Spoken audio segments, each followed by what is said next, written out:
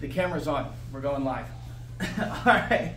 So, welcome to my rent versus buy presentation. Today we'll go over both the pros and cons of each option and how to speak to your particular clients on which option is best for them. Because we all know there is a huge debate on whether to rent or whether to buy. So we're just going to clear that up for you. Now, let's see if I can figure out how to skip slides. Come on now. Here we go. All right, cool. There is going to be a lot of B stock photo images because that's the template that I used. So this lovely couple is currently having the rent versus buy debate. So what are some factors that you're going to find that can drive your clients one way or the other? Well, their lifestyle, right? If they're constantly traveling for work, if they don't like to stay in the same location for years on end, could be they, I don't know, they like to just move around. So that is one of the key factors that you'll probably have to discuss with them. Their financial stability, especially if they're looking to buy, right? Can they hold a job? What kind of job do they hold? Everybody is different. Credit score is a huge factor on my end. Obviously, we'll get into how we can help them along and hopefully qualify to buy, but credit score is also a factor. The location, that kind of ties in with their financial stability and their lifestyle. Where do they want to be? Do they want to be in, locally Philly or California? Two very different price points for not only renting, but purchasing. And then maintenance. Are they up for the challenge of owning their own home and doing the repairs? And, do they have the time, right? You could still be a CEO of a major company and just not have time for the typical upkeep of a property, So, the pros of renting. A little bit of flexibility. So renting provides greater flexibility in terms of mobility, allowing the tenants to move easily without the financial burden of selling a property. Now, you guys work in real estate day in and day out. How easy is it to actually sell a property? Forget the crazy market that we're in. It's outside of the crazy. Right, outside of what we're in, because right now it's super easy. Right now it's like, oh yeah, you want. But for your typical client, it is a process. They have to clean, they have to declutter, they have to have strangers in their home, things of that nature. So it's not it's a pretty big ask, and renting kind of takes that away because they could just pick up and leave. Some lower upfront costs. Now, obviously, most landlords nowadays require a 3-month security deposit, so that might not necessarily be the case, but it definitely would be less than purchasing a home. Let's see what I forgot what order I put these in. Amenities, yes. Many rental properties offer amenities such as pools, fitness centers, community spaces. That if you have a buyer on a single-family property, they're going to have to put in the pool themselves. They don't have the gym and all that stuff. Affordability, that definitely goes hand in hand with the lower upfront costs. Renting is more affordable for individuals and families who cannot afford to make a down payment or cover the ongoing costs associated with owning a property, such as the property taxes and maintenance. Any questions or anything so far? No. Cool. Now I want to rent. The cons. Okay. The cons. Oh, not yet. No, I know. Not yet. Here we go. I'm teasing. I focused a lot on the cons. Yeah. That's what I focus on. Being the mortgage guy. We all focus on. All right. So you have a client who wants to rent.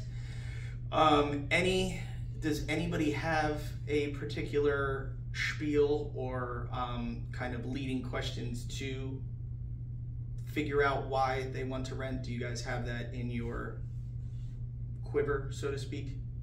Well, you basically, I would just ask them, is there any reason why you would like to rent as opposed to purchasing? Gotcha. Figure out the pain point. And then whatever their response is, then a lot of the time, well, the experience that I've had where my buyer, they basically said they didn't understand what the process was. And then I explained them the process and you know, the fact that they needed a pre-approval from a lender, and then I send them you guys way. Yeah. I think a lot of times they're just uneducated and they don't realize they could potentially do it unless obviously financially. Right. Right. I mean, you know, I ask questions like, you know, how good is your credit? And do you have any money saved up? Yeah, get down to the nitty gritty. Right. The down payment is becoming less and less of a concern, especially with like different programs out there and stuff like that. Right. And again, like I said, they're going to need that 3-month security deposit anyway. So, you know, it's just a matter of that kind of discussion. But these are some good points to bring up when they, you know, present to you the option of renting. Now, obviously, like you said, run them by a lender first, make sure that it's the last option that they have. But a lack of equity, everybody knows what equity is. When you own your home and you start paying down your home, you get that value of the home back from the lender or the bank or whoever is financing that property. And you can then use that equity to flip it into, you know, hopefully more properties, depending on your personal goals or your client's personal goals. Renters do not have the ability to build equity in their property, meaning they do not have the potential for long-term financial gains. So to a renter, it doesn't matter how much that property is worth, they never get a piece of the pie. This also goes hand in hand with everybody's concerns about the interest rate right now. A decent tagline, if you will, is when you rent, your interest rate is 100% rather than the 6 to 7% that it is. So to calm everybody's nerves about the interest rate, that's a good, you know, hey, listen, if you're renting, your interest rate is 100%. 100% of your payment is coming right out of your pocket and paying somebody else's mortgage. Renters also have limited control. As we all know, you know, most properties have a landlord or a property management company. You can't really do all you want to do with most properties.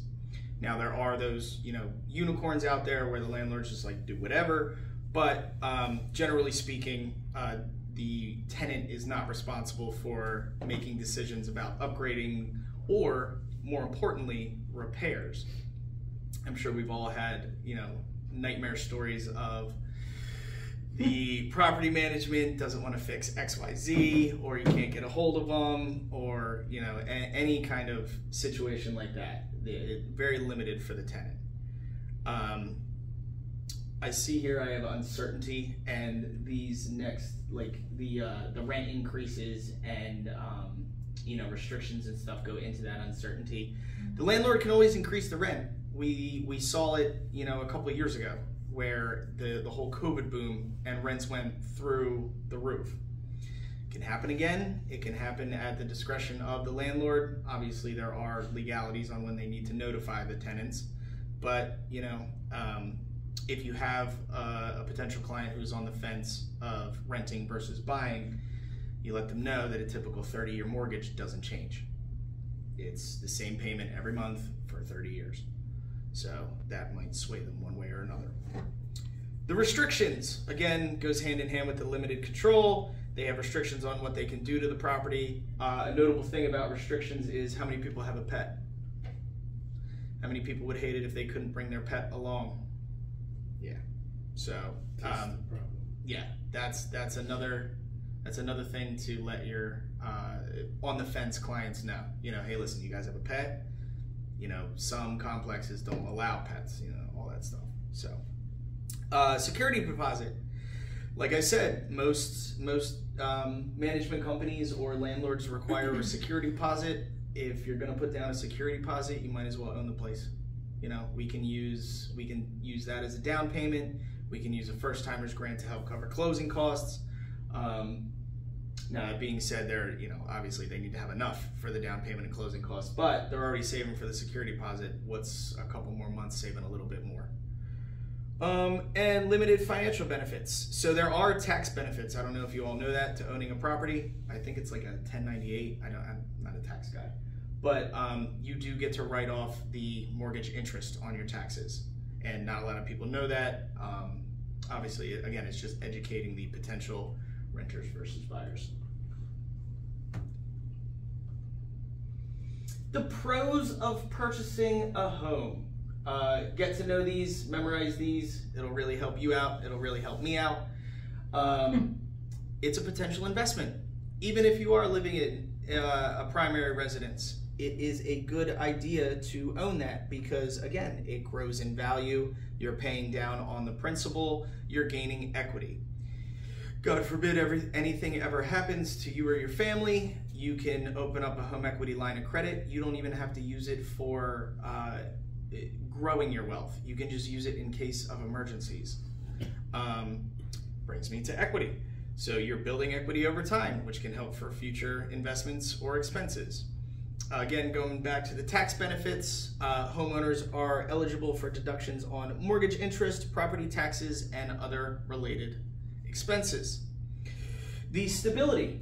You are your own landlord when you own your own home. So as long as you don't increase your payment's not going up. Typically, you're locked in for a 30-year mortgage, 20-year, 15-year, 10-year. It all depends on what the client and I talk about. Homeowners have the freedom. You can knock out as many walls as you like. You own the damn place. As long as the house. As long as you pull permits. I'm gonna use that line. That's a good one. We all know that most owners aren't pulling permits. Yeah. Yes, this is true. They're gonna take a sledgehammer one way or another. Just for the emotional part of it, the sense of community. Home ownership can help build community. You know, I really love living in Collegeville. I really love living in Phoenixville. I'm part of this town, you know. That can help with, you know, swaying your renters versus buyers one way or another. And the pride of ownership. Hey, you work so hard to earn all that money. Don't you want to own something? Don't you want to have something to show for it? Why are you going to pay John Smith, the landlord, when you could be your own landlord, you know? All right. Any questions on these? Everybody getting some decent, like, nuggets out of here? What to, like, how to hold your conversations when talking to potential clients?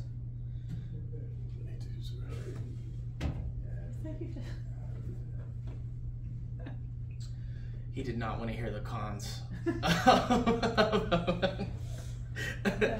So the cons of home ownership. There are none, right?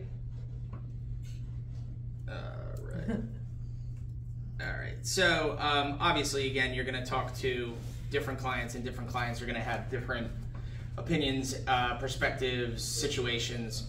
So some cons to potential home ownership are the higher upfront costs. Again, You know how to clear a room. oh, absolutely. Yeah. Buying a home is typically requires a significant amount of upfront cost, down payment, closing costs, and other fees. Again, I have options to help with those. There is a first-timer grant currently available in Pennsylvania called the PHFA K-FIT program. They will cover 5% of the purchase price towards down payment and closing costs for your first-time borrowers. If your borrower is not a first-timer, there is the Pennsylvania K-Flex program. So the interest rate is a little higher than the first-timer grant, but we can absolutely get them in that program. There are income limitations and purchase price limitations, but with the K-Flex, it's relatively high. So the income limitation is about $140 per household. So that's between 1 to 2 people. It goes all the way up to 4 people, but typically if you have 4 people in a home, you have some dependents. So they don't really count towards that. And then the purchase price, I believe last time I checked, was around $420,000 for the K-Flex. So those are the upper limits of those grant programs. So if a potential renter borrower comes back to you and says, hey, listen, I just don't have the money, you know, talk to, you know, let's at least get you talking to a mortgage lender. Maybe they have some solutions for you. The ongoing expenses. So this is one we can't really control. Obviously, you guys put it in the contract for inspections, home warranties, things of that nature. You can always come back to that objection with, hey, listen, I can get you a home warranty for $500. It'll cover whatever inside the house. Yeah, that's not a difficult one to overcome. Maintenance and repairs. This is where you start building your network, have different contractors, have different types of repairmen. If you need some contacts, your mortgage lender is going to have them. And then some of them just will fight you on the cost of it. But really, the benefits of owning the home outweigh these small little nickel and dimes. Limited flexibility. That really has gone away since the invention of Airbnb. I mean, if they want to purchase a home, but they want to keep bouncing around and traveling, the short-term rental market is booming right now. So that is an objection you could always come back with. My notes here say homeowners can limit flexibility in terms of mobility as homeowners need to sell their or rent it out in order to move. Luckily, we work with a lovely gentleman actually a few different people who are in the property management game. So you could always schedule an appointment with them, figure out, what the actual stipulations are. One that we can't really control is risk. Homeownership carries a certain degree of financial risk, such as property values can fluctuate, unexpected events such as natural disaster, economic downturns can impact property values. We all know that truly doesn't apply in this market. I think the economic impact is coming, but that's just a personal political note there. But typically, you should know the statistics. Property values go up how much percent year over year? 4 to 6. 4 to 6.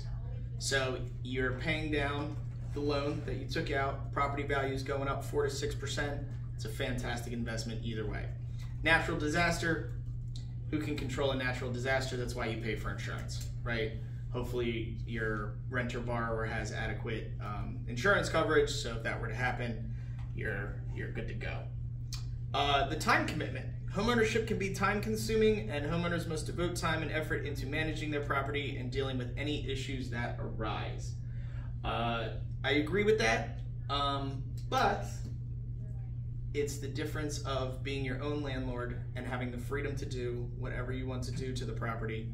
So you need to clean, hire a cleaning service, get a bunch of friends over on a weekend, buy them pizza, clean your house.